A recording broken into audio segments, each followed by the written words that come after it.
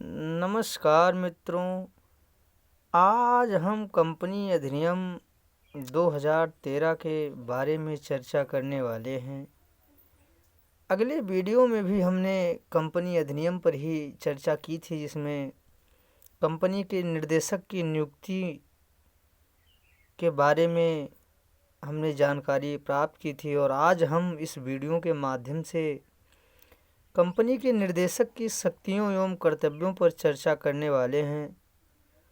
आप लोगों से अनुरोध है कि वीडियो को लाइक और सब्सक्राइब ज़रूर कर लिया करें, बेल आइकन को ज़रूर दबा दिया करें, जिससे कि सारी नोटिफिकेशन आप तक तुरंत तत्काल पहुंच सके।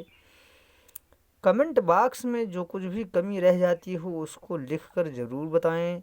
अगले वीडियो में उस पर सुधार के साथ कार्य किया जाएगा। तो अब हम बढ़ते हैं अपने टॉपिक की ओर, कंपनी के निर्देशक की शक्तियां एवं कर्तव्यों की ओर। तो निर्देशक को शक्तियां धारा 179 के अंतर्गत निर्देशक बोर्ड की शक्तियों का उल्लेख किया गया है। निर्देशक बोर्ड की मुख्य शक्तियां निम्नांकित हैं, जैसे प्रबंध की शक्तियां।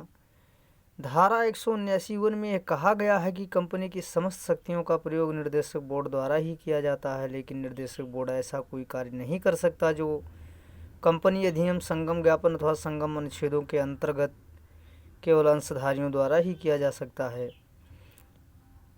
निर्देशक बोर्ड को कंपनी के प्रबंध की शक्तियां प्राप्त हैं। ये शक्तियां समस्त अंशधारियों द्वारा प्रदत्त की जाती हैं, बहुमत द्वारा नहीं। कतिपय परिस्थितियां ऐसी है जिसमें निर्देशकों की शक्तियों का प्रयोग अंशधारियों द्वारा किया जा सकता है, जैसे जब निर्देशक दुर्भावनापूर्ण कार्य करने लगे, जब वे कार्य करने में अक्षम हो जाएं, अथवा जब किसी विषय पर गतिरोध उत्पन्न हो जाए। दूसरी शक्तियां है अंश आवंटन की शक्तियां। धारा 39 व 40 के अंतर्गत अंशों के आवंटन की शक्तियां निर्देशक बोर्ड को प्रदान की गई हैं। प्रीमियम पर अंश निर्गमन की शक्तियां। कंपनी अधिनियम 2013 की धारा 52 के अंतर्गत प्रीमियम पर अंश निर्गमित करने की शक्तियां भी निर्देशक बोर्ड को प्रदत्त की गई हैं। विभिन्न शर्तों की पूरा हो जाने पर निर्देशक बोर्ड द्वारा प्रीमियम पर अंश निर्गमित किए जा सकते हैं। प्रीमियम पर अंश निर्गमित किए जाने से अभिप्राय है कि किसी अंश को उसके नामी मूल्य से अधिक मूल्य पर निर्गमित न किया जाना। बट्टे पर अंश निगमन की शक्तियां। कंपनी अधिनियम 2013 की धारा 53 के अंतर्गत कतिपय शर्तों के पूरा हो जाने पर निर्देशक बोर्ड द्वारा बट्टे पर अंश निर्गमित किए जा सकते हैं। उसके बाद में हमारा 5वां ऑप्शन है अंश मूल्य की मांग करने की शक्तियां। कंपनी द्वारा अनेक बार अपने अंशधारियों की उनके द्वारा अंशों का कुछ मूल्य आवंटन के समय दे दिया जाए और शेष कंपनी द्वारा मांग किए जाने पर चुकता कर दिया जाए। कंपनी द्वारा ऐसे शेष मूल्य के भुगतान किए जाने को अंश मूल्य की मांग करना कहा जाता है। कंपनी के निर्देशकों को ऐसे मूल्य की मांग करने की शक्तियां प्रदान की गई हैं। अंश जब्ती की शक्तियां। नंबर 6 पे आ गए हम। अंश जब्ती की शक्तियां।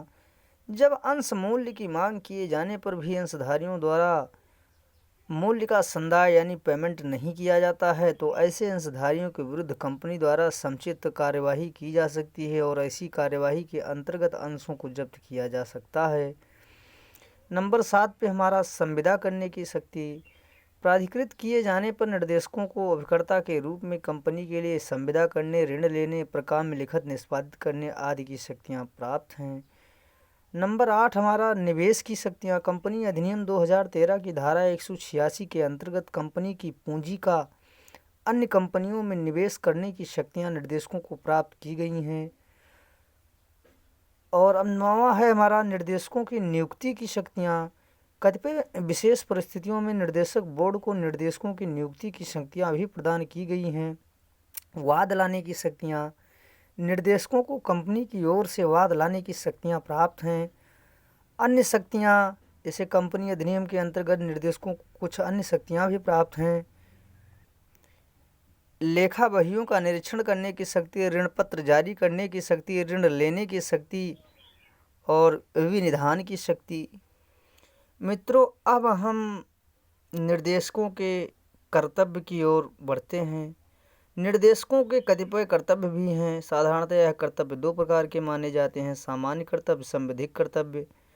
इस कर्तव्य का अध्ययन निम्नांकित शीर्षकों के अंतर्गत किया जा सकता है, जैसे वैश्वासिक संबंध। निर्देशकों का कंपनी तथा अंशधारियों के साथ वैश्वासिक संबंध होता है। कौशल एवं सतर्कता। निर्देशकों से अपने कर्तव्यों का निर्वहन कौशल एवं सतर्कता से किए जाने की अपेक्षा की जाती है। उनका कर्तव्य है कि हर कार्य में युक्त सावधानी बरतें। बैठकों में भाग लेना। निर्देशकों का कर्तव्य है कि वे समय समय पर कंपनी की बैठकों में भाग लेते रहें, अर्थात बैठक में उपस्थित रहें। प्रत्यायोजन। सामान्यतः प्रत्येक निर्देशक को अपना काम स्वयं करना चाहिए। यह अपना कार्य किसी अन्य व्यक्ति को प्रत्यायोजित नहीं कर सकता। व्यक्तिगत हित की कंपनी एवं निर्देशक के हितों में कोई टकराव न हो। अन्य कर्तव्य सदस्यों का रजिस्टर रखना तथा संधारण करना। समय समय पर कंपनी की वार्षिक बैठकें बुलाना। लेखा तुलन पत्र, लाभ हानि लेखा समुचित स्पष्ट तैयार करना। संकल्प की प्रतियां रजिस्ट्रार को प्रेषित करना। बंधकों, प्रभारों आदि का रजिस्टर रखना। तो आज के वीडियो में मित्रों हमने कंपनी के निर्देशक की शक्तियां एवं कर्तव्यों पर चर्चा की है।